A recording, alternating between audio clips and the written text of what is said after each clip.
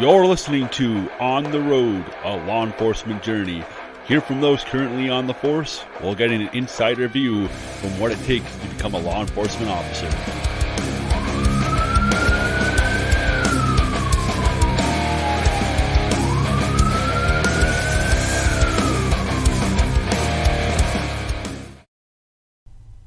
Alright, welcome to episode number 8 of On the Road, a law enforcement journey. I'm your host, Jeremy Tormala.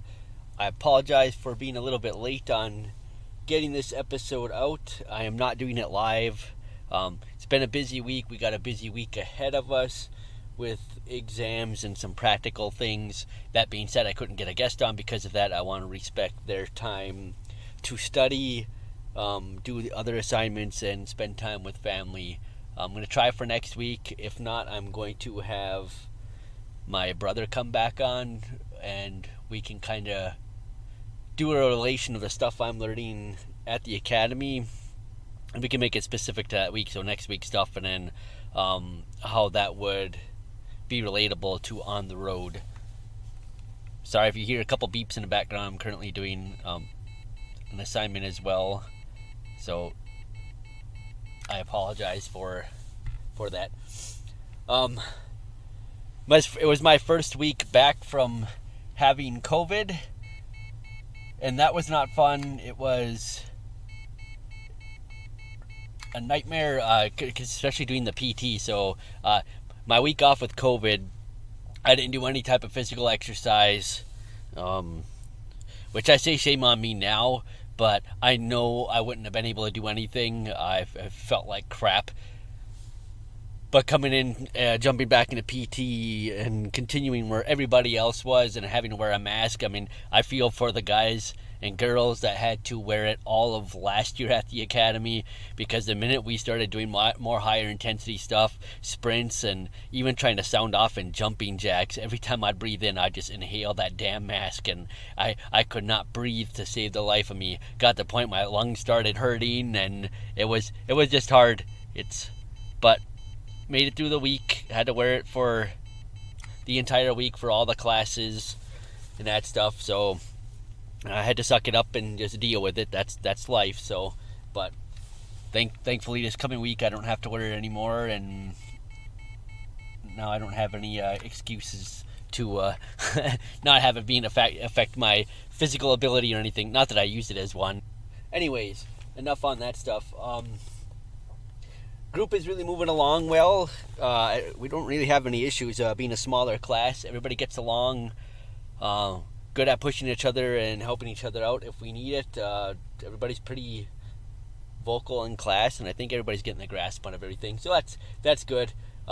Week 3, this is going by really fast. It's hard to believe next week we start week 4, and then we'll be a quarter of a way through the academy already.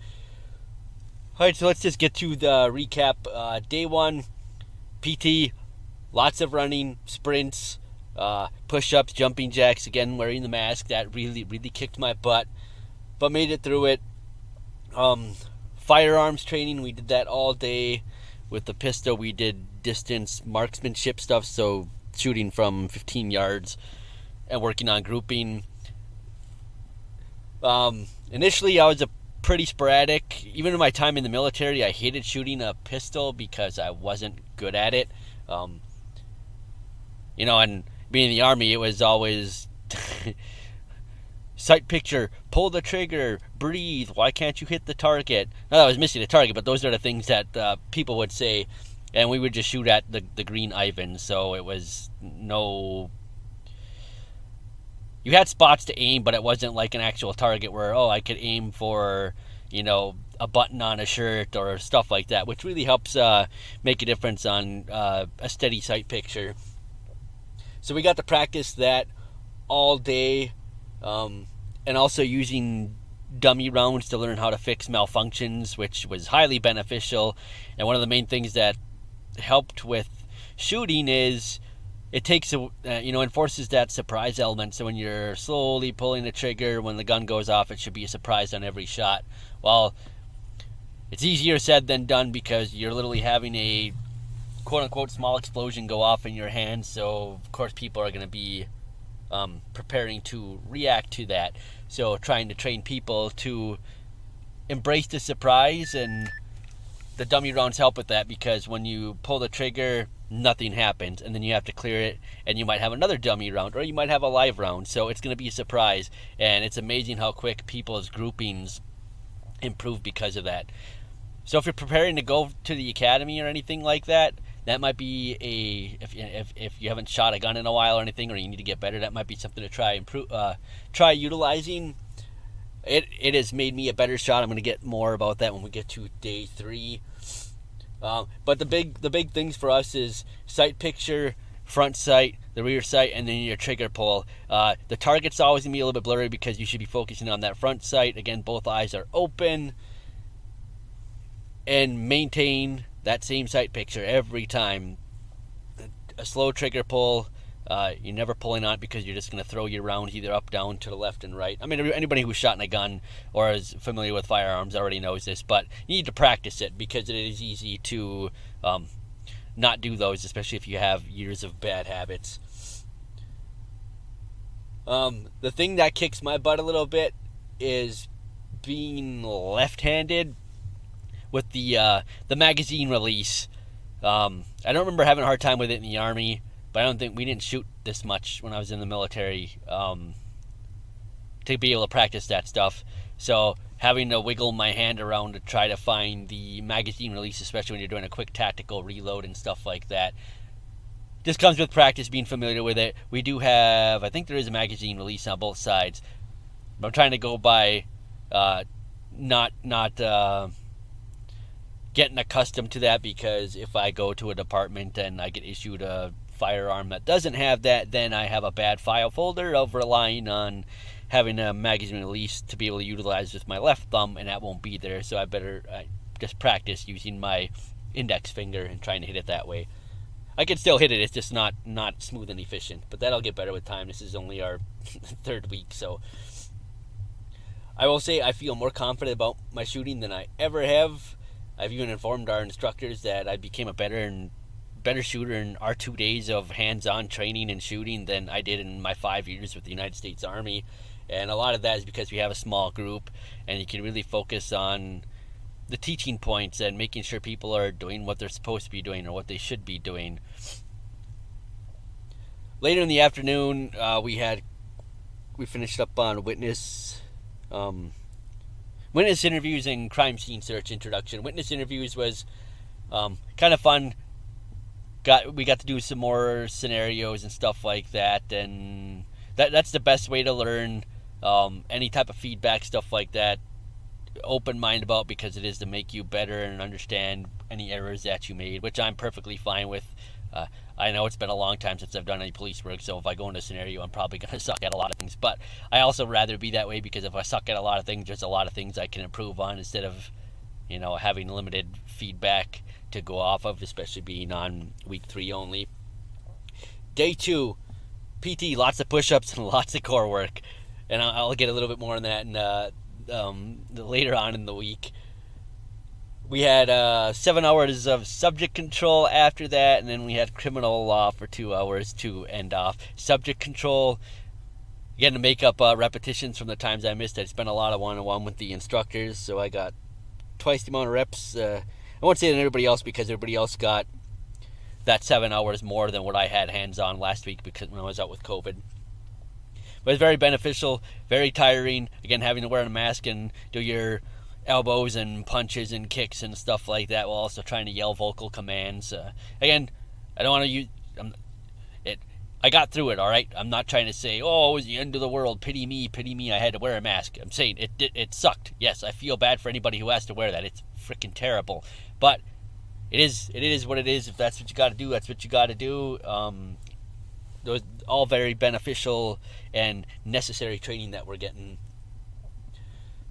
So we did, not getting too many details, we did basic searching and cuffing techniques, revisiting the straight arm takedowns, shoulder takedowns.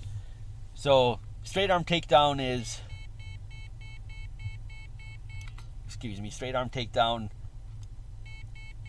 it's easy to do, but it's never going to go as smoothly as planned. especially like our instructors. They're all pretty big dudes, and I'm only 5'6" and I'm 140 pounds. So trying to do a straight arm takedown on a guy who's actually trying to resist me, it's pretty hard to take him down.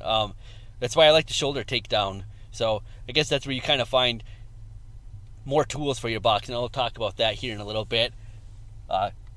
Just having something to go off of if something doesn't work. I mean, if you're trying to take somebody down and it's not working, then you better be resorting to something else instead of trying to, why aren't you going down? This should be taking you down. Yeah, when someone's 225 pounds and they're 6 feet tall and I'm 5'6", that's just not going to happen. That's where being familiar with all the other strike points like the common peroneal and being able to quickly go to wrist locks or any other type of levels of force is so important to make sure for officer safety and also safety of the individual. Shoulder takedown, I love the shoulder takedown. It's just really smooth. I mean, you literally get the vice around the back of the shoulder and you're literally stepping off to the side, and it's not fun to be taken down that way, especially if you got really bad shoulder mobility. So that's something that worked a little bit better for me. Searching, making sure we just understand the importance of searching, because you don't want to be the one who doesn't find something and it either costs the person in your vehicle or ends up being coming back and biting you in the butt, your partner's in the butt, or going to the jail and the corrections people find stuff that they shouldn't be finding because you failed to do a decent job of searching somebody. Day number 3, we did firearms again all day. This was a really fun day. We did practicing with the qualifying for the marksman round, so putting the 12 shots from 15 yards. We did more than that, which is fine. We'll make sure everybody's comfortable doing that. It's the first time I ever did qualifying with a pistol as a first-time go. Again, in the Army, I was terrible at it. I still qualify, but usually first time, I can say usually, when I was a private, my first time, it was usually a fail, and I have to go through the course again. As a sergeant, we usually qualify first time. The groupings were usually pretty bad, though. I'm not going to lie about that. I was pretty terrible at shooting the pistol. We did morning quals, and then afternoon mornings qualified first time go. Felt really good about that. Decent grouping. Still could have improvement. And then we went back down there in the afternoon. We had our original instructor back, and I think everybody shot a lot better. I was able to put 24 rounds in a small area, which I've never done that before. I was so happy about that. And it's not only the instructor, but it's the other recruits and my partners that I got, because the one guy who I was partnered with in my shooting has been a phenomenal job of initially the first day when we shot, about not having a high grip on, so there was a space between my thumb and the top of the handgun. I wasn't aware of that, so he pointed that out, fixed that, made my grouping a little bit better, and then I didn't realize I was going into more of a squatting position while shooting, and then I became more upright, and that drastically helped improve. So I gotta give credit to him, because he was paying attention to me shooting and gave me feedback that actually helped me. I don't know if I want to go any more on that. Again, I just feel really confident on that. I've never felt this confident about shooting a pistol, so I know right now if I get put in a situation, if I have to use it, I'm confident where my rounds are going to go, and I know I'm not going to have any issues with that. Crime scene search again in the evening. This was practical, so scenario stuff.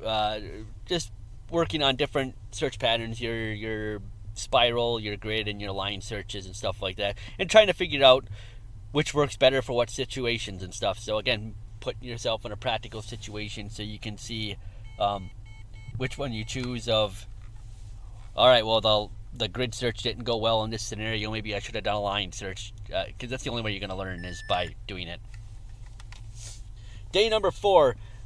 So we only had 4 days last week, still very long days. I will say my body hurt a lot. It was the morning we got there, and one of the other recruits, you made comment about me being so quiet, and I literally just said, my body just hurts.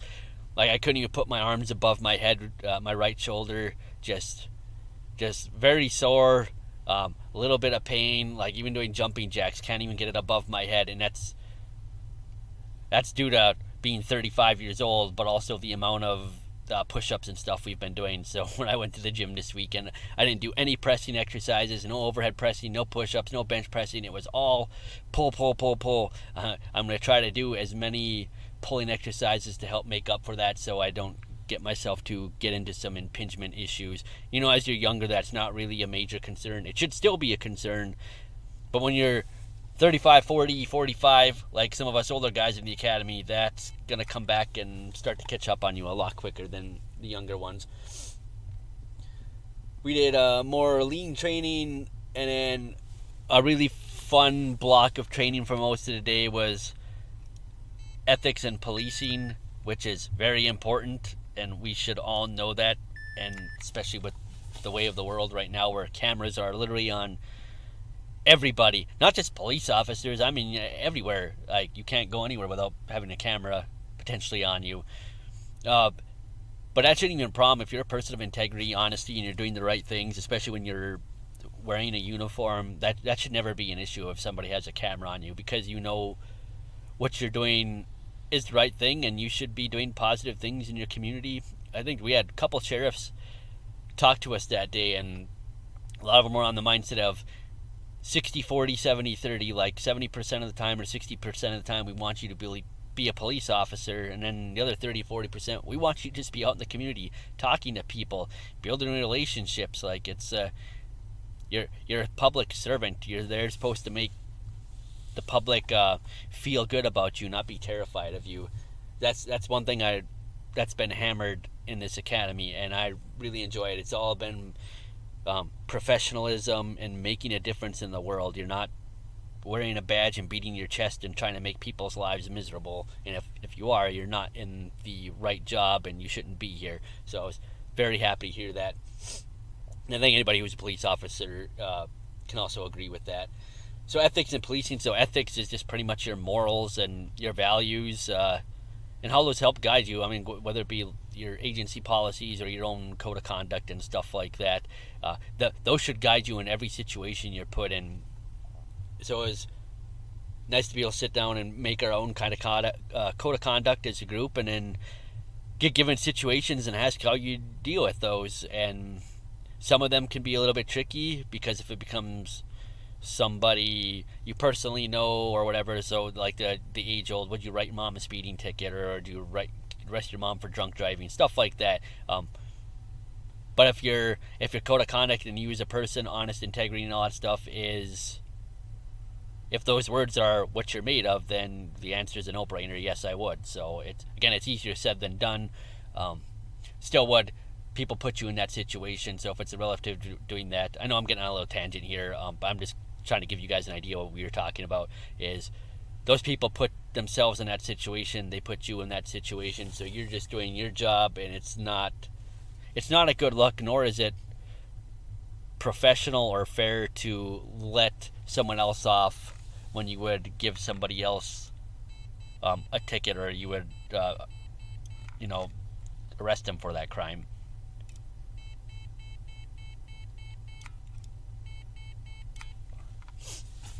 All right.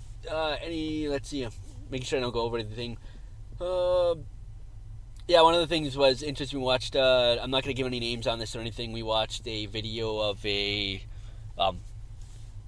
sheriff who was drunk driving. This was, of course, off duty,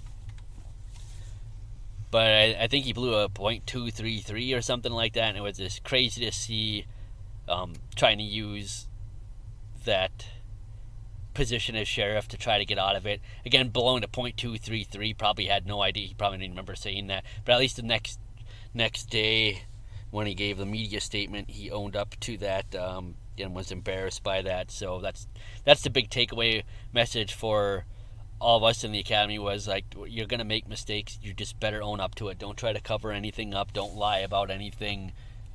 Own your mistakes. It's okay to make mistakes. Everybody does. We're human. It's going to happen.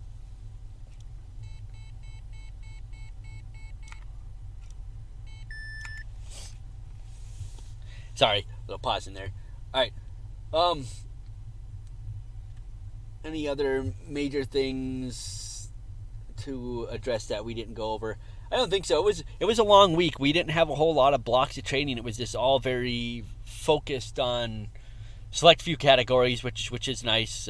It's got pros and cons, because when you have a day of when it's just nothing but firearms all day or subject control all day, it gets very tiring. You can get pretty exhausted. Just like, holy crap, you want to move on to something else or whatever. I mean, especially in today's society where we're all attention spans of 30 seconds or so. But that's just part of it. You got to work on that, and that's the positive to look at. That is being able to work on maintaining focus and stuff like that.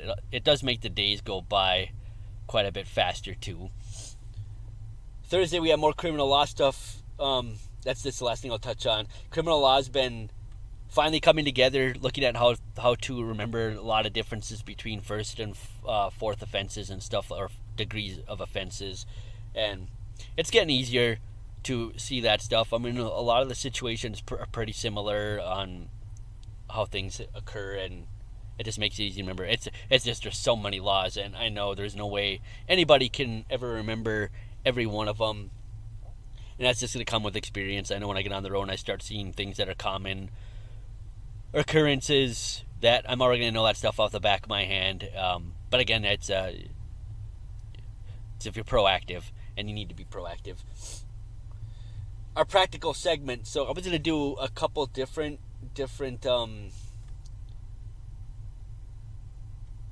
aspects to this, I guess, or topics to this. But I'm going to go with the subject control.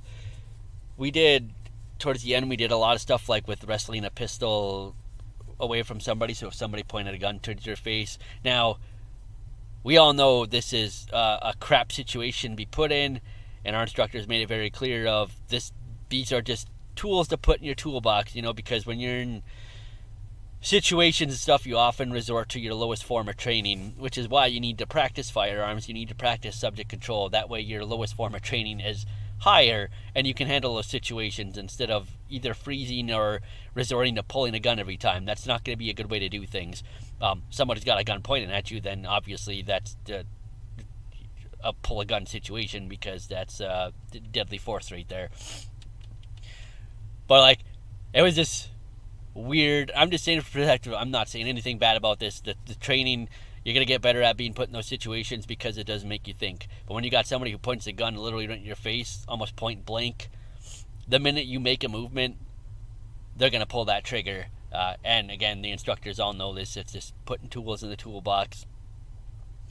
And one of my things when I could see like the other recruits going through this, I'm just like, it sounds weird, but I mean, it's like somebody points a gun, just kick them right in the nuts. Like, I mean, it's a lot quicker than having to reach across and push someone's gun into them and then throw a punch and then try to wrestle the gun away.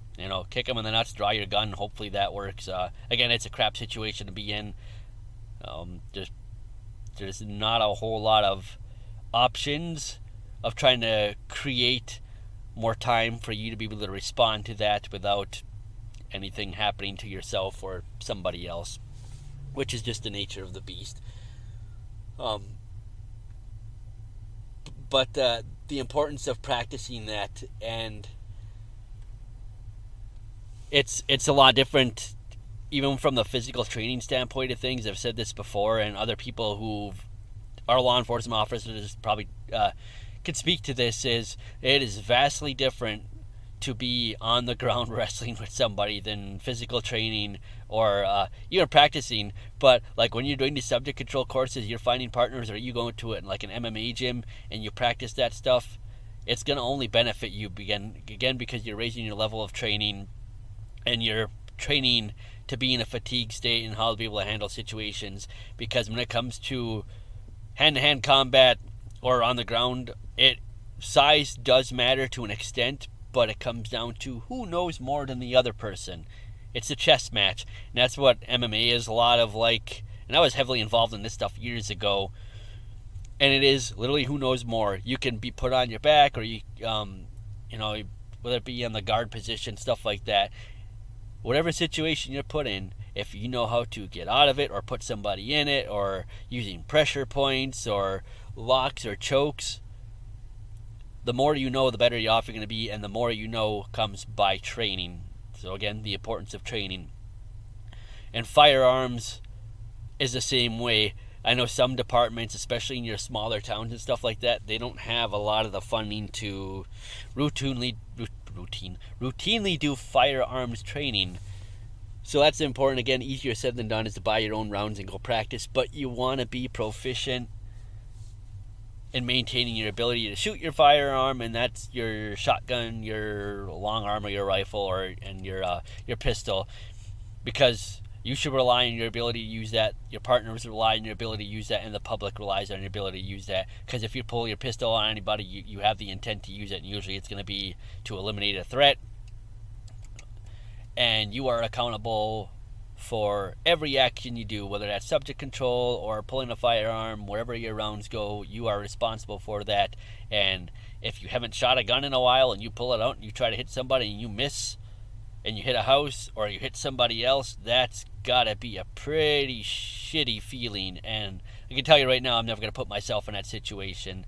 So I'll make sure once I'm done with the academy, routinely once a month, gonna be staying up on that firearms, because you need to practice. And same with the subject control. If I'm up in the UP, I'm gonna hopefully be around family or whatever and practice with them. If not, I'll find other partners at the department to just practice those takedowns and being on the ground wrestling with each other, just because it's so different when you're put in those situations. And if you haven't done it in a while and you're a little bit out of shape, 15 to 30 seconds you're going to be gassed, and if you haven't done anything to get yourself out of that situation, you're just going to put yourself in even worse situation, and we don't ever want to do that. So I'm going to go off to now our fitness segment. This episode is probably going to cut a little bit shorter. Usually I try to keep it 45 minutes to an hour, but I got a lot of other stuff I got to get done, and it's off the beaten track of having a guest on here. I was really hoping to have a guest on just because it can give more information to everybody else out there from somebody else's perspective, what training's like from their perspective, or from a law enforcement officer. It helps to hear how this stuff relates to on the road and what their experiences are like, and stuff to help people see what life of a police officer is like. So our fitness segment, last week we talked about strength. Today we're going to talk about explosive strength, or can also be called power training. Now, I want to differentiate. Power training is different from power lifting. Power lifting is strength training, because you're usually lifting maximal force, the most amount of weight that one can, and that is not power training at all. You train slow, you'll be slow. You're going to hear me say that quite a few times. So what is explosive strength or power? It is simply the ability to exert lots of force rapidly, very fast. So you think about like football, a lineman coming off the line, or a running back making a cut, or a sprinter leaving the blocks and stuff like that. You're putting a ton of force into the ground or wherever, into somebody else. That's completely different than going slow and grinding through it. If you're going to be slow and grinding trying to put someone off you, it's probably not going to work well. But if you're explosive and you drive into somebody and put as much force in a little bit of time, you're probably going to knock them over or knock them on their butt, which is what you see people like, and if anybody watches football, but individuals like J.J. Watt and stuff like that, they're very explosive people. You need to train that way. It is very specific when it comes to training, how you train. If you train slow, like maximal strength, you're going to be slow, you're not going to be athletic. That's why a lot of power lifters are one of the worst athletes. So you need to train speed, you need to train explosive strength, you need to train maximal strength too. So how do we train it? You can train power, explosive strength by doing jumps, aka plyometrics. Make sure your jumps are both vertical and horizontal. So vertical jumps are your traditional like box jumps, your squat jumps, and horizontal jumps could be bounds, broad jumps, stuff of that nature. When it comes to lifting, Olympic weightlifting, sprints, there is nothing better than sprinting. And as a police officer, you should be able to sprint. I mean, if you can catch a subject while sprinting, and compared to having to chase after a quarter-mile run or a half-mile run, why wouldn't you want to do that instead?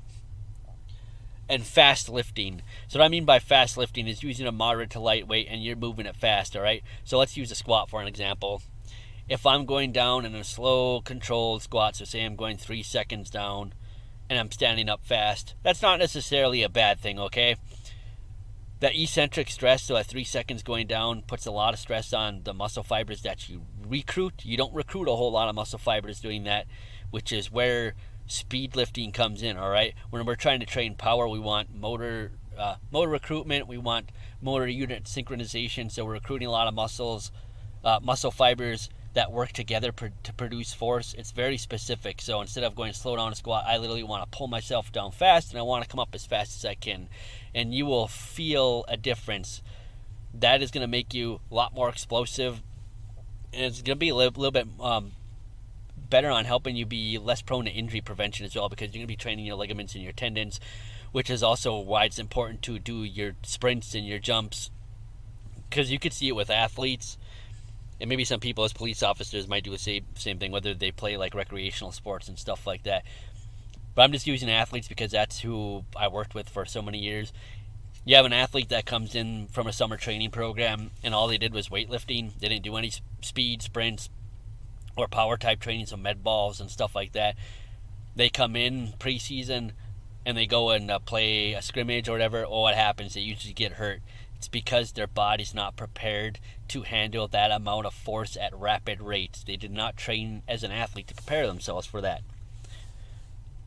So I'm going to relate this to a police officer. You should be training to either prepare yourself while in the academy. So academy training, the things you're not getting is what you should be training. And as you're a police officer on the road, you should be training those things, because you never know when you're going to have to sprint after somebody or when you're going to have to throw someone on the ground. You have to be ready for that. You have to train for those types of things, and those training things are very specific. You cannot train maximal strength, or you cannot train like a bodybuilder and expect to be fast and explosive. It just does not work that way. Physiology is different for training aspects for each of those. I want to make sure I'm going over my notes here. I just want to make sure I don't miss anything. Going on to the strength thing. When you're on the ground, it might be a little bit different, but when you have to do most things, you don't have 3 to 4 seconds to exert as much force as you can, which is typically seen in powerlifting. You have typically less than a second to make a decision, which is, again, goes why you need to train your body to handle that. I'm not saying like somebody pulls a gun, training your body to be able to do a squat in a half a second. That's not what I mean. I'm saying to be able to quickly sprint after somebody, or you notice somebody pulling away from you, to be able to quickly pull them to the ground. That stuff, that'll help. It's quick, explosive strength.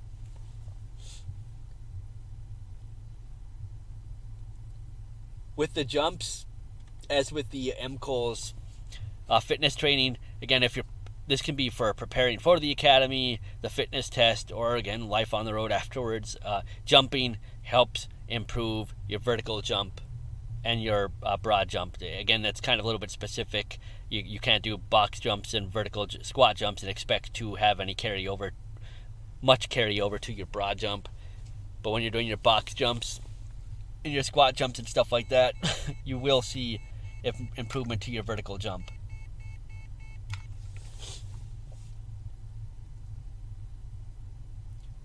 Let's see, trains the ligaments, tendons, we already talked about that. Injury prevention is huge. You don't want to go sprinting after somebody and strain or tear something because you haven't put yourself in that situation.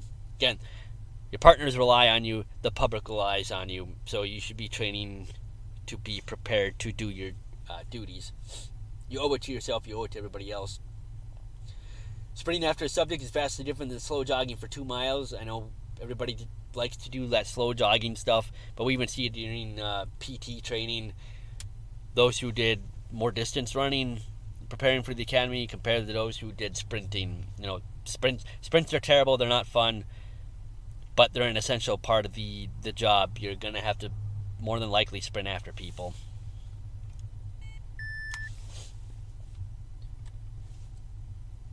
So there's various ways that we can train for that. I know we talked about your jumps, Olympic lifting. I didn't say much on it, but medicine ball training, speed lifting, or using moderate weight and moving it fast. That's all fine. You can do that. So how do we make a training session out of that? Well, here's what I did this past weekend for myself. Again, this kicked my butt a little bit because it was 2 weeks. I think 2 weeks since I was able to get to a gym. And that was because, again, being out with COVID and then when at the academy, you just don't have the time to do it. So when you come to training, you can do jumps by themselves, or we can also do things called complex training. So complex training uses movement patterns that are similar. So one is loaded, one's unloaded. So let's use a squat for an example. So I'm going to go and do a heavier set of squats. So maybe I'll do 3 to 5 reps. After I do that, I'm going to rest for a little bit, and then I'm going to do squat jumps. Same thing, 3 to 5 repetitions.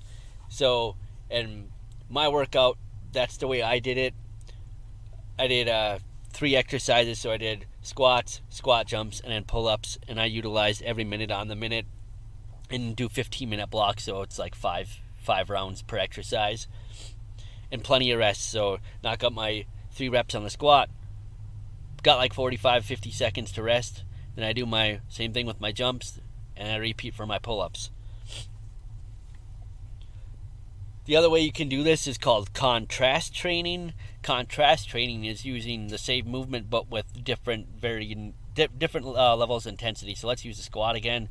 So say I'm doing 85% of squats. If you don't know your rep max, that's fine. So I'll just use numbers as well. So going 85, so another way to look at it is like, say I'm just going to do squats at 225. I knock out 3 to 5 reps at 225 pounds, and then I'm going to just drop the intensity. And that could be whatever you want it to be. I mean, whether it be 5%, 10%, or even more.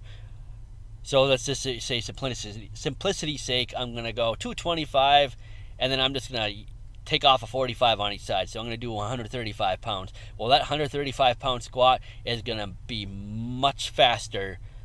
And you can train it that way. So I can go 2 seconds down, 1 second hold when I'm doing 225 for my sets of 3 and 5, and then my 135 pound squats, I can go for speed. So I'm going to knock them out as quick as I can. You don't have to do that, but that's the way I would do it, because you're getting that power and you're getting that speed element of training. The 135 pounds is a feel drastically lighter than a 225, so you'll be able to move it faster. You can do either one of those. So you can go 4-week cycle of I'm going to do complex training.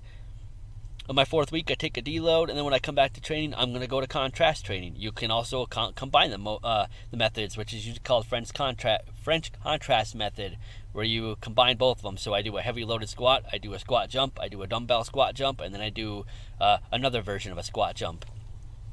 Again, there's so many different ways to do things, but simple is always better. I like simplicity, so 2 to 3 exercises, that's fine. So I did those. That's my first block. My second block, I did my hip hinge.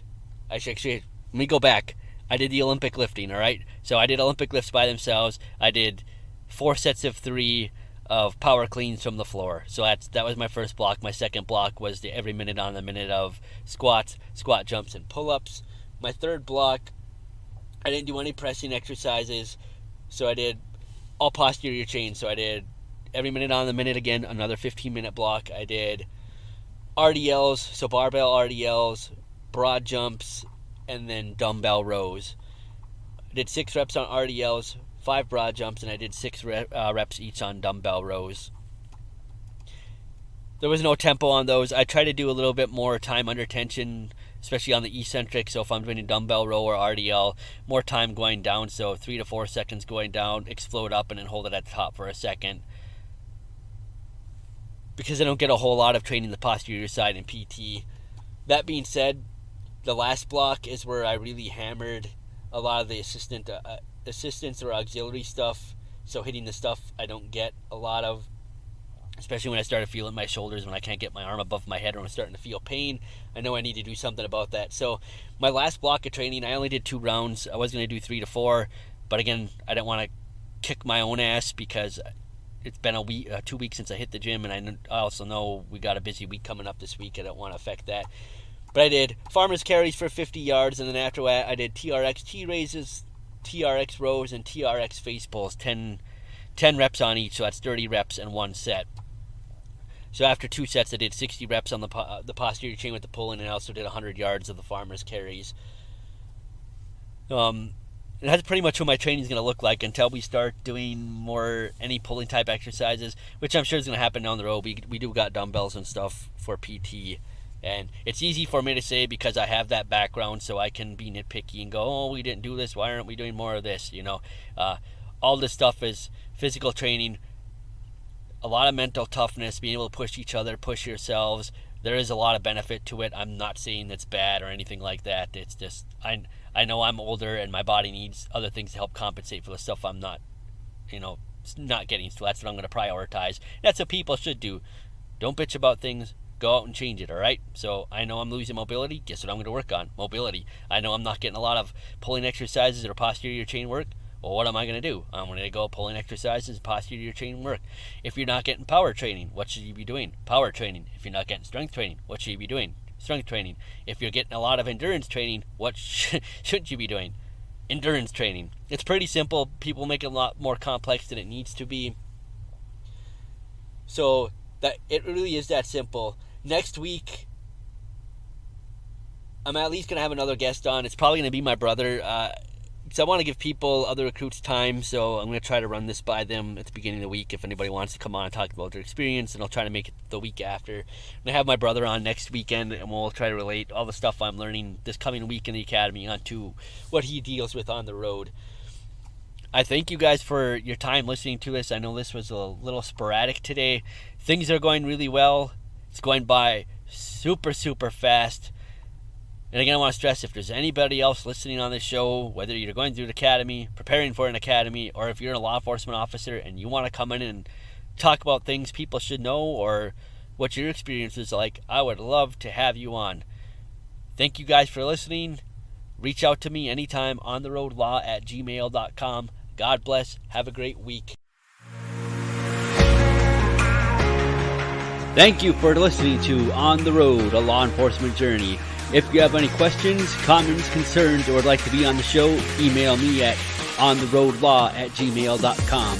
And please like, share this podcast. Thank you.